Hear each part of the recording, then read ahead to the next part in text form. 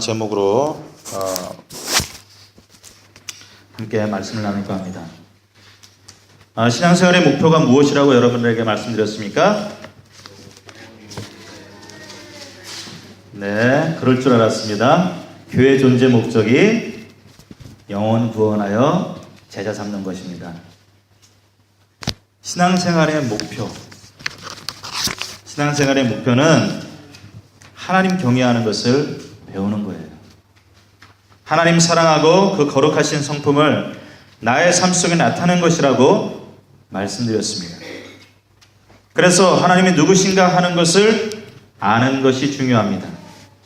하나님이 누구신가 하는 것을 모르기 때문에 하나님을 오해하고 이런 오해들이 쌓이면서 점점 신앙생활이 활력을 잃어간다고 말씀드렸습니다. 내가 하나님을 경외하는 삶을 살고 있는가 하는 것은 삶 속에서 해야만 하는 선택과 결정의 순간에 아주 선명하게 나타납니다. 제 아들은 예수님과 함께 살면서 하나님의 사람으로서 어떻게 결정하고 어떤 것을 선택하며 살아가야 하는지 배웠습니다. 배우기만 했던 것이 아니라 배운 것을 실천하도록 주님께서 기회를 주셨고 순종하고 실천할 때 하나님께서 주신 능력도 경험하게 하셨습니다. 기독교는 능력의 종교입니다. 믿으십니까? 내가 하나님을 사랑하라고 아무리 강요를 받아도 하나님 사랑이 저절로 생겨나지 않습니다. 나를 통하여 하나님의 능력이 드러날 때, 내가 하나님의 도구로 쓰임받을 때 그때 하나님의 사랑이 마음속에서 넘쳐나게 되는 것입니다. 그 능력은 복음을 믿고 예수님을 내 삶의 구세주로 그리고 주인으로 믿고 영접함으로써 나타나기 시작합니다. 그전에는 안 나타나요. 그래서 예수님을 내 인생의 주인으로 구세주로 영접하고 믿는 게 중요한 것입니다.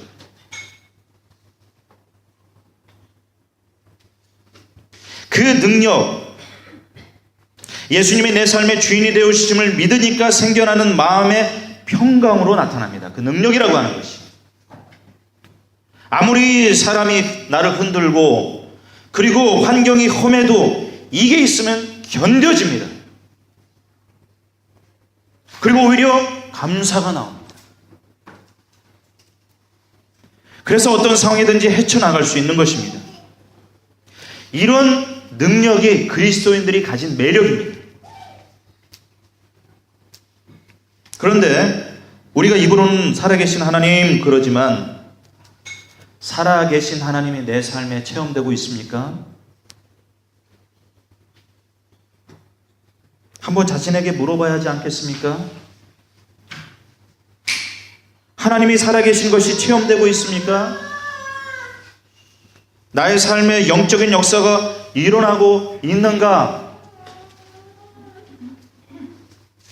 그렇게 하면서 신앙생활을 점검해야 하지 않겠습니까? 더욱이 내 삶에 맞닥뜨리는 문제들을 어떻게 해결하려고 하고 있는가? 무엇으로 해결하려고 하고 있는가? 이 속에서 하나님이 살아계신 것이, 하나님 살아계신 것이 내게 체험되고 있는가?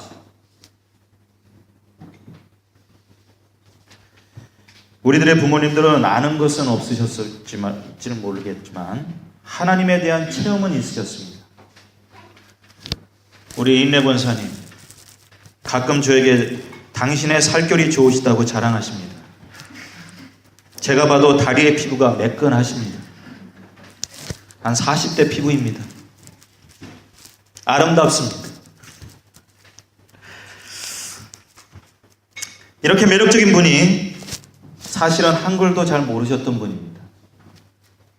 그런데 하나님께 은혜를 받으셔서 방언도 하시고 성경도 읽으시도록 해주셨습니다. 하나님께서. 그래서 지금도 권사님께서 하나님 체험을 말씀해 주실 때면 눈에서 광채가 비치고 얼굴에서 빛이 나십니다. 아직도 그때를 생각하면 너무 좋으시답니다.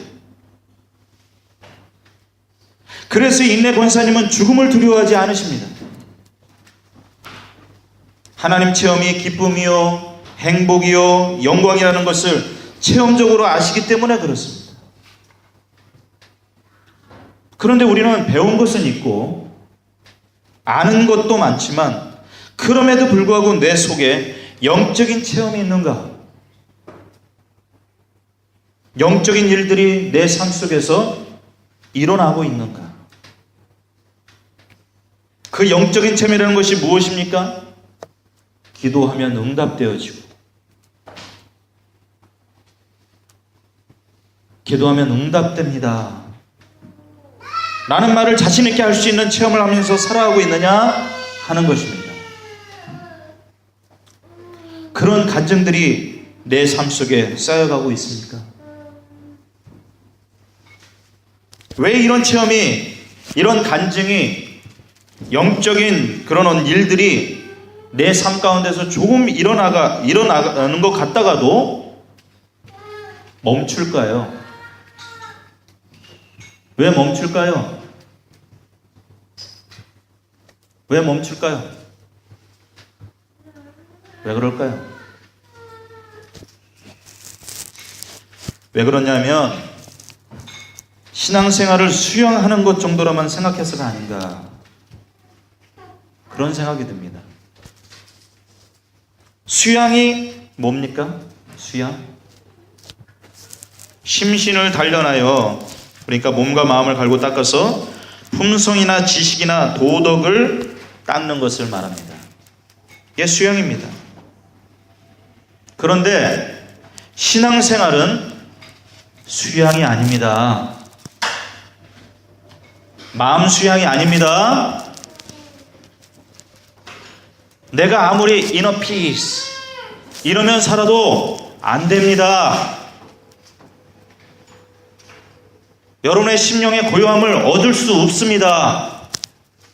신앙생활이 그런 게 아닙니다.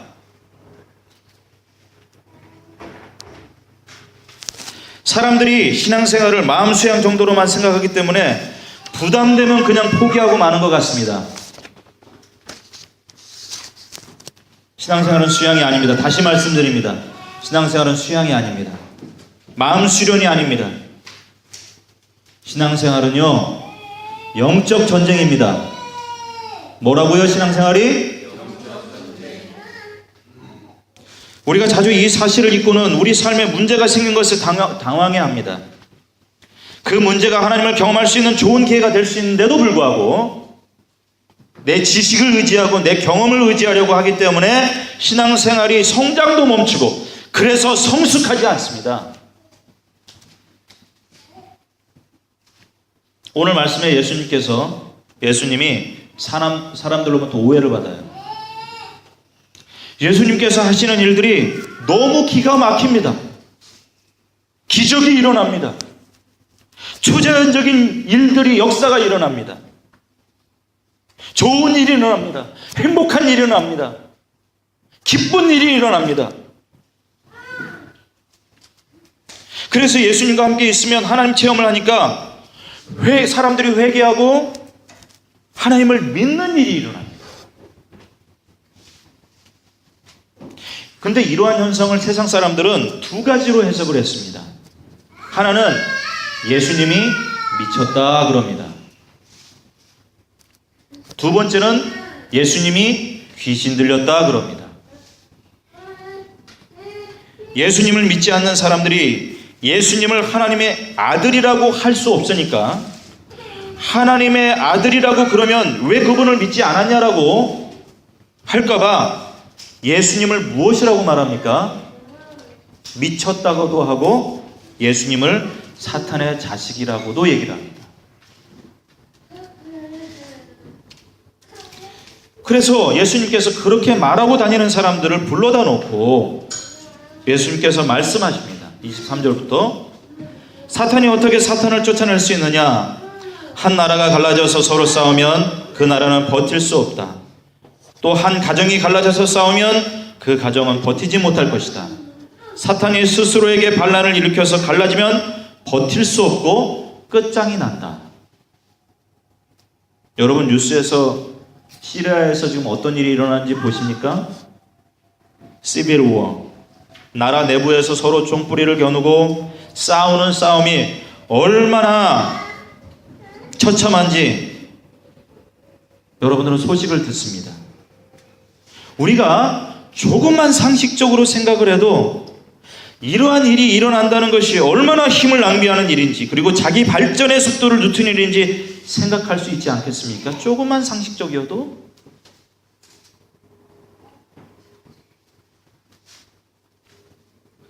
사탄의 나라에서는 이러한 비효율적인 일은 일어나지 않는다는 것입니다.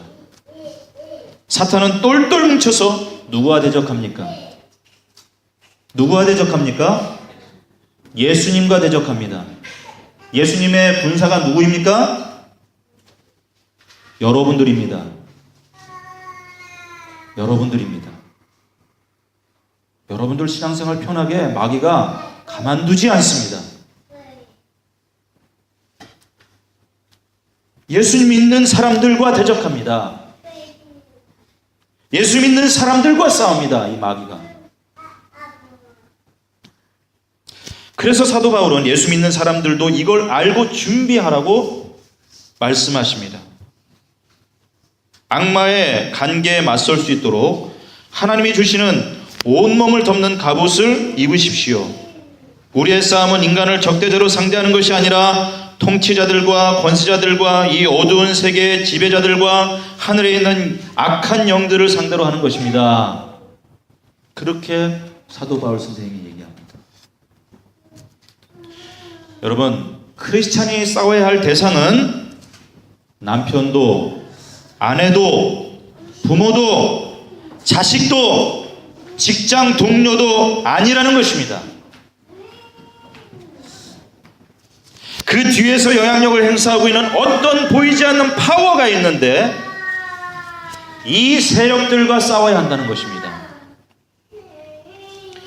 요즘 저는 믿지 않는 남편들을 위한 기도 제목을 많이 받고 있습니다.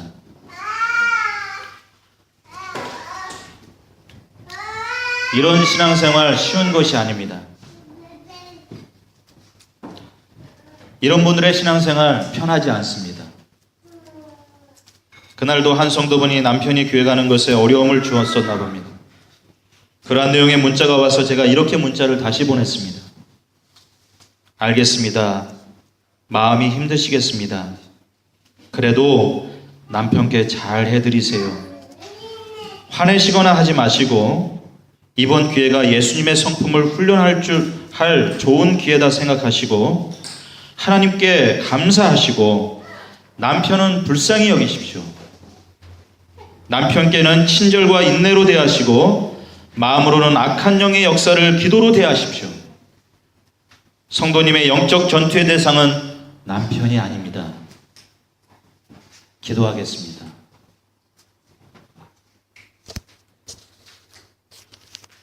그분이 어떻게 했을까요?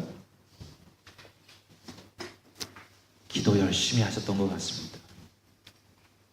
남편이 어떻게 변해가고 있을까요? 제가 듣는 얘기는 조금 행복해지시는 것 같습니다. 남자가 변한다라고 하는 것 보통 일이 아닙니다. 사람 마음이 바뀐다라고 하는 것 기적입니다.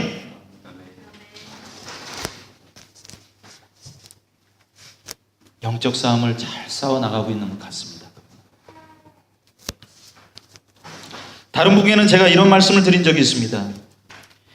믿지 않는 남편은 하나님의 모습을 누구를 통해서 발견하게 될까요? 네? 왜 이렇게 크게 얘기하세요?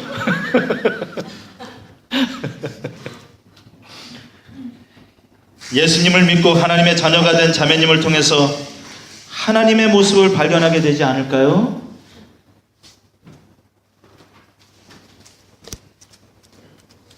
사랑하는 세상교회 성도 여러분, 우리가 누구입니까? 우리는 하나님의 자녀입니다. 하나님의 자녀란 무슨 뜻입니까?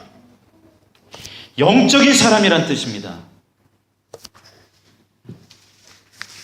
우리는 살아계신 하나님의 아들과 딸이 되었다는 말입니다. 우리는 하나님과 관계된 삶을 살아가는 영적인 사람이 되었다는 것입니다. 그러므로 마땅히 우리에게 무엇이 있어야 됩니까? 영적인 역사가 있어야 됩니다. 세상 사람들은요, 자기 힘, 자기 능력, 자기 지식, 자기 경험, 이것이 자기의 삶의 전부입니다.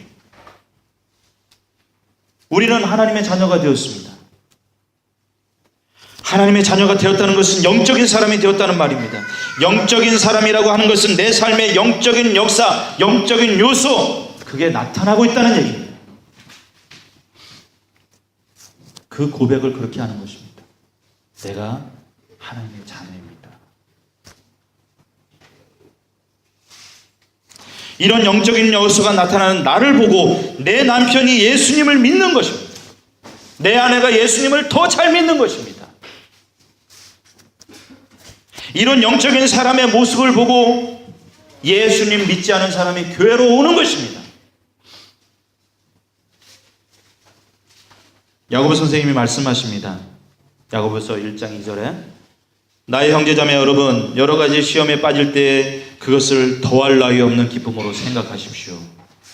여러분은 믿음의 시련이 인내를 낳는다는 것을 알고 있습니다.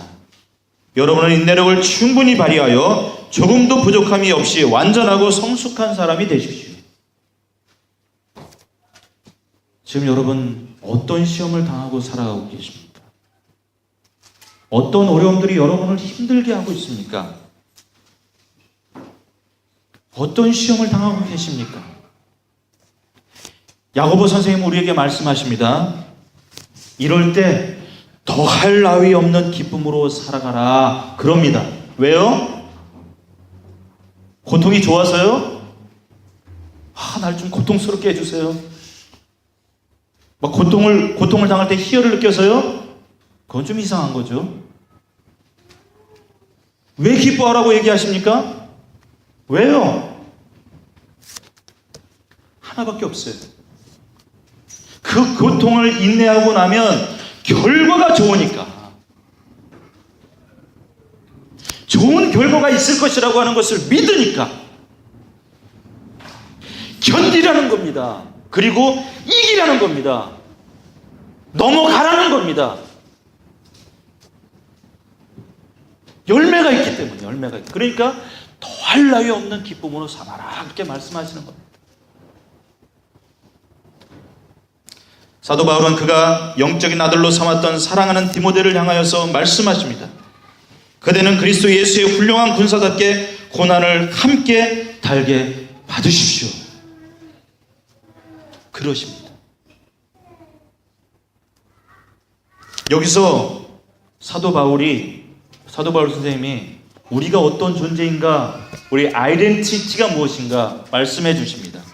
우리는 하나님의 군인입니다. 교회는 하나님의 군대입니다. 군인을 왜 모읍니까? 네? 누구와 싸우려고? 적과 싸우려고. 전쟁이 있기 때문에 군인을 모읍니다. 하나님은 왜 우리를 군인으로 삼으시고 군대로 주식하셨습니까? 세상과 싸우고 죄악과 싸우고 악령과 싸우기 위해서입니다. 우리는 무엇과 싸워야 합니까? 세상과 싸웁니다. 죄악과 싸웁니다. 악령과 싸웁니다. 그래서 우리는 서로 전우가 되어서 세상과 싸워야 합니다. 그런데 지금 우리가 살아가고 있는 이 삶이 영적 전쟁의 상태라고 하는 것을 모르고 있기 때문에, 그리고 총을 적에게 겨누어야 되는데 그 총을 누구한테 겨눕니까? 서로에게 겨누고 있습니다.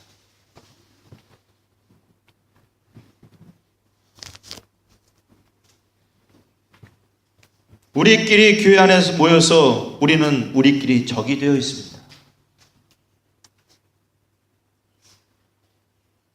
지금 우리 교회가 그렇다는 얘기 아닙니다. 오해하지 마십시오.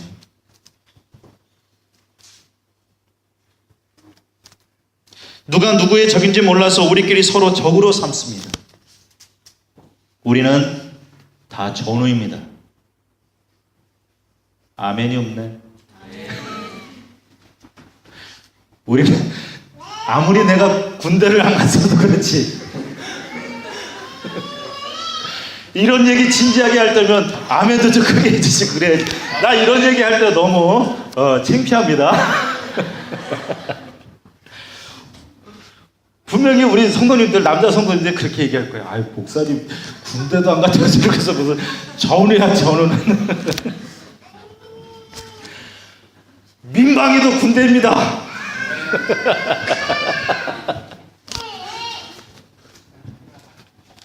우리는 다 전우예요. 전우입니다.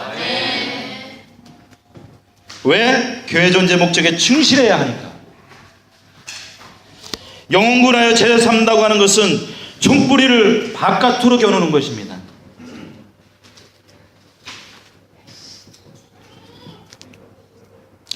세상과 악과 악령에 대하여 겨누는 것입니다.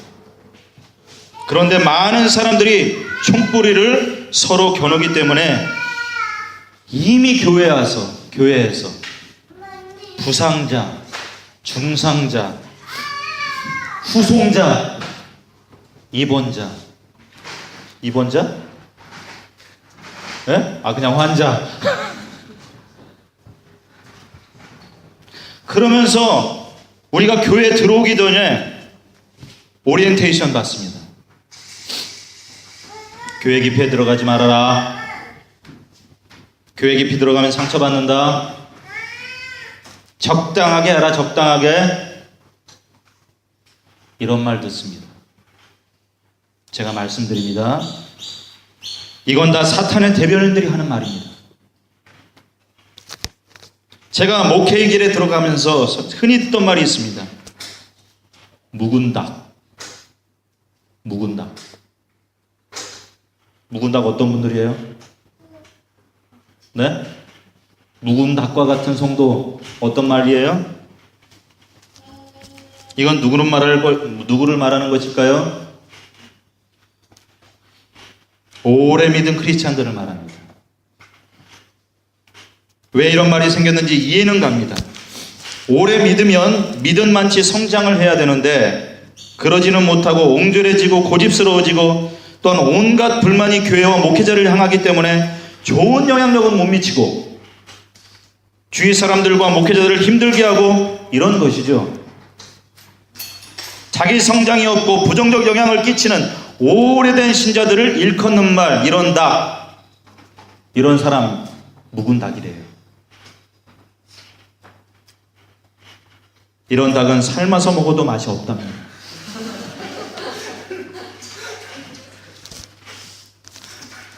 제가 목회자 지망생 때 받았던 교회 성도를 향한 오리엔테이션이 이런 거였어요. 저는 요 근래에 이런 말도 들었습니다. 개척 멤버는 쫓아내야 한다. 한국교회에 이런 것이 유행처럼 있답니다. 직접 이런 것을 겪은 분의 가슴 아픈 이야기를 들었습니다. 이런 게 다 뭡니까?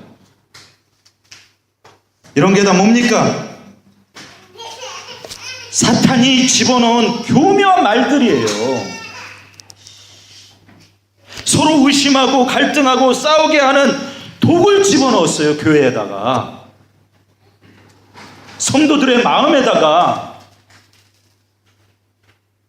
한국교회가 지금 이걸 분별을 못하고 있습니다. 영적으로 얻어져서 이런 것이 사탄의 종로로 타는 것인지 분별을 못하고 있어요. 지금 얼마나 안타까운지 몰라요. 사탄은 어떻게 해서든지, 이 마귀는 어떻게 해서든지 교회가 갈등과 분쟁을 일으켜서 사탄이 힘쓰지 않고 교회 스스로, 성도 스스로 자멸하도록 하는 것이 사탄의 역사입니다. 자기들끼리 싸우도록 배후에서 조종만 하고 가만히 앉아서 즐기는 것이 사탄의 방법입니다. 그걸 아셔야 됩니다. 그걸 아셔야 돼요. 이걸 모르면 안 됩니다. 그래서 이것을 아셔서 목자가 미워지고, 목자 목녀는 모군이 미워지고, 예? 목사가 미워지고, 목사는 성도들이 미워지고, 서로가 욕하게 되어지고, 편이 나누어지고, 왠지 모르게 마음속에 붕괴가 생기면 내가 사탄의 종도를 타지 않아야 되겠다. 그러면서 정신을 차리게 되시기를 우리 주님의 이름으로 축원드립니다. 그럼 사도 바울께서 말한 마귀의 관계가 무엇일까요? 마귀는 언제든지 어두운 가운데서 역사합니다. 마귀의 도구는 거짓말입니다. 어두운 곳에서 이야기합니다. 그렇게 하게 합니다. 그러면서 자기 입장에 동조하는 사람들을 찾습니다. 그리고 자신의 입장을 지지할 편을 만듭니다. 그러지 마시고 불만이 있으시면 직접 이야기하세요. 올랜도 비전교회 김인기 목사님 제가 만나 뵀습니다. 목회자 컨퍼런스 때 오셨습니다. 사례 발표를 해주셨어요. 그 교회는 어떻게 하는가. 이 목사님이 성도들 간에 문제가 있고 다툼이 생겼다 그러면 광고 시간에 공개적으로 광고를 한답니다. 지금 김 집사하고 이 집사하고 관계가 안 좋습니다. 무슨 일로 싸웠습니다. 그러면서 공개를 한답니다. 악마의 관계는 공개하면 이깁니다. 마음속에 서운함이 생기면 주변 사람들에게 말하지 마시고 직접 가셔서 이야기하세요. 자기 입장에 동조하고 지지할 편을 만들지 마시고 1대1로 가서 얘기하세요. 기도 많이 하시고.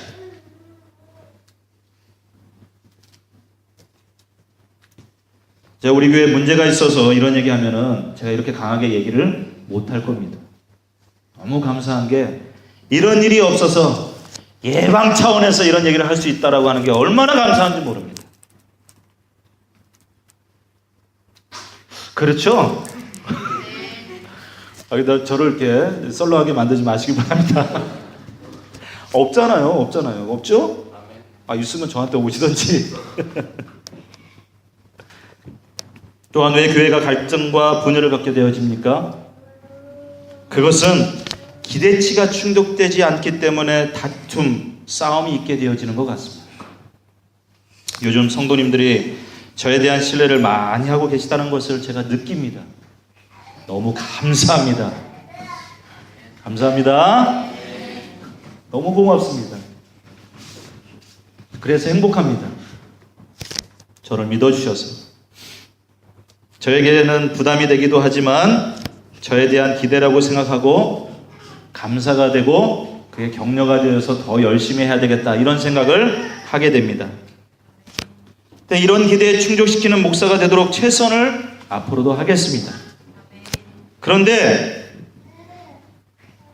여러분들이 우리 목사님 나쁘다, 이 사람 좋다 나쁘다 그런 얘기할 때 자기가 생각하기에 좋다 나쁘다 좋은 성도 나쁜 목사 이렇게 말하는 것이 무엇이 기준일까요?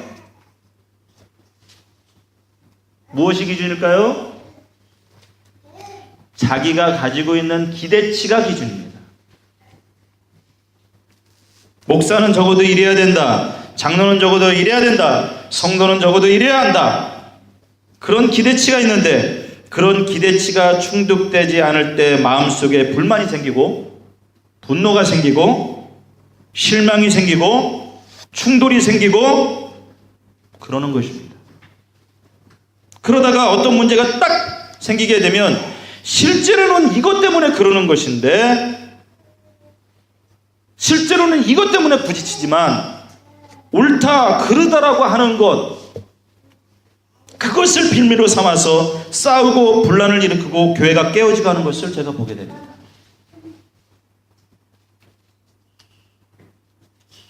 다 들어가면 마음에 다른 생각들이 있어요. 근데 구실은 다른 거예요.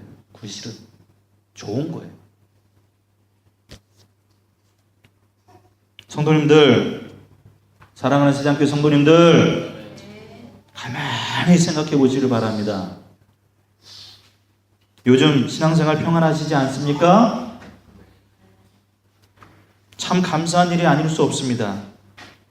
우리에게 정말 교회가 편하면 가정도 편하고 하는 일도 잘 되고 복도 은혜도 누리게 되는데, 교회 생활 힘들어지게 되면 우리 생활과 사는 것 자체도 힘들고 얼마나 피곤하고 어려운지 알지 않습니까? 겪으신 분들은 알지 않습니까? 그래서 성령 안에서 하나 되는 공동체가 되는 이 아름답고 건강한 교회가 되는 것, 우리 삶이 전체적으로 행복하기 위해서 가장 중요한 조건 중에 하나입니다. 조건 중에 하나입니다. 집안이 평안해야 하지만 더 중요한 것은 교회가 평안해야 집안도 평안하고 하는 일도 복이 되고 은혜를 누리게 되기 때문에 우리가 성령 안에서 하나 되는 공동체가 된 것을 힘써 지켜야 하는 것입니다. 사도 바울께서 이렇게 말씀하십니다. 에베소서 4장 3절에 성령이 여러분을 평화의 띠로 묶어서 하나가 되게 해주신 것을 힘써 지키십시오. 그리스도의 몸도 하나요 성령도 하나입니다. 이와 같이 여러분도 부르심을 받았을 때에 그 부르심의 목표의 소망도 하나였습니다. 주님도 한 분이시요 믿음도 하나요 세례도 하나요 하나님도 한 분이십니다. 하나님은 모든 것의 아버지시요 모든 것 위에 계시고 모든 것을 통하여 계시고 모든 것 안에 계시는 분이십니다. 성령 하나님은요 우리 안에서 하나가 되게 하시는 일을 하십니다. 그런데 오늘 말씀 29절에 보면, 오늘 본문 말씀 29절에 보면 성령을 모독하는 사람은 용서를 받지 못하고 영원한 죄에 매인다 그럽니다. 예수님이 하시는 일이 하나님 일인데 그 하나님의 일을 회방하는 말, 행동을 하는 사람들은 용서를 받지 못한다 그렇게 말씀하고 있습니다. 영원한 죄에 매인다 그렇게 말씀하고 있습니다. 다시 여러분들에게 말씀드리지만 신앙생활은 단계가 있습니다. 처음 단계가 구원받는 단계, 구원서부터 시작되는 것. 신앙생활은 구원받지 못한 자들은 신앙생활의 기쁨을 맛볼 수 없습니다. 그래서 예수영전 모임을 중요하게 여기는 것입니다. 구원의 확신을 중요하게 여기는 것입니다. 두 번째 단계가 성장과 성숙의 단계입니다. 세 번째 단계가 사역의 단계입니다. 이 단계를 넘어서기 위하여서 피곤치 않고 성령 하나님의 능력을 공급받기 위하여 하나님께서 우리에게 주신 것이 무엇이냐? 바로 기도입니다. 기도의 열쇠. 성장과 성숙의 길을 걸어가는 동안에 하나님의 능력을 공급받는 길, 기도라고 하는 것입니다. 기도가 기본입니다. 요즘 조금 기도들 하시죠? 지금 겨우 기본 하시는 겁니다.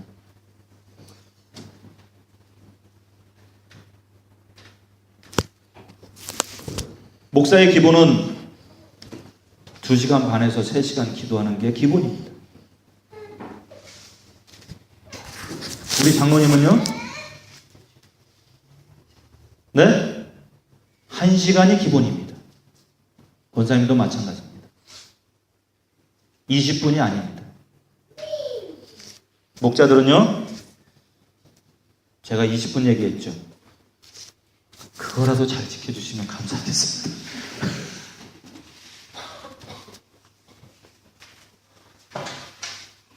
기도 없이 못합니다.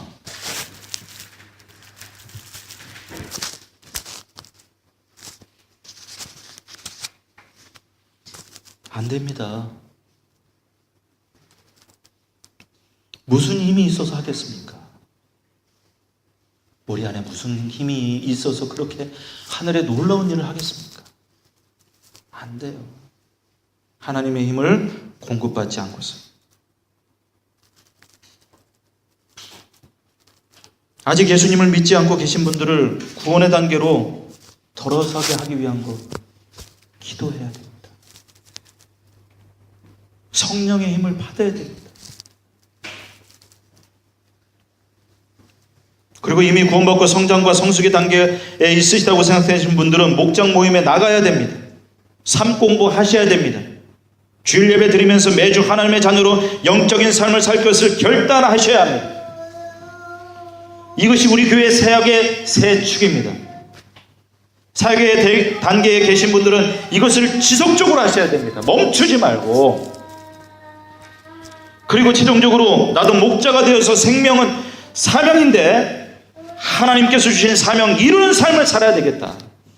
이것 결심해야 돼요. 헌신하셔야 돼요. 우리가 이런 것에 하나가 되어야 합니다. 이런 것에. 말씀을 맺겠습니다. 신앙생활은요, 자기 수양이 아닙니다. 영적 전쟁입니다. 싸움의 대상은 사람이 아닙니다. 여러분의 남편, 아내, 자녀, 부모, 동료가 적이 아니라는 얘기예요. 우리는 죄와 싸웁니다. 세상과 싸웁니다. 악령과 싸웁니다. 그러기 위해서 우리를 하나님의 군대 삼으셨습니다. 군대의 특징은 군기이고 단합입니다. 적군 앞에서 서로에게 총부리를 겨누면 승리할 수 없습니다. 그래서 우리는 성령께서 평안의 줄로 하나가 되게 하신 것을 힘써 지켜야 됩니다. 그 하나가 되는 일에 우리는 우리 교회의 존재의 목적을 삼았습니다. 뭘로요? 우리 교회의 존재 목적. 영혼 구원하여 제자 삼는 일. 이것을 예수님의 명령이고 소원이라고 믿기 때문에 그렇습니다. 영혼 구원하여 제자 삼는 교회. 이것을 실천하기 위해서 우리는 세 가지에 집중합니다. 주일 예배, 삶 공부, 그리고 목장 모임. 이 세 개를 골고루 잘하셔야지 신앙이 성장합니다. 영적인 군사로서 제대로 영적 싸움을 싸울 수 있습니다. 이것에 흔들림이 없이 하나님의 흔들림이 없는 하나님의 자녀가 되어지기를 우리 주님의 이름으로 축원합니다. 기도하겠습니다.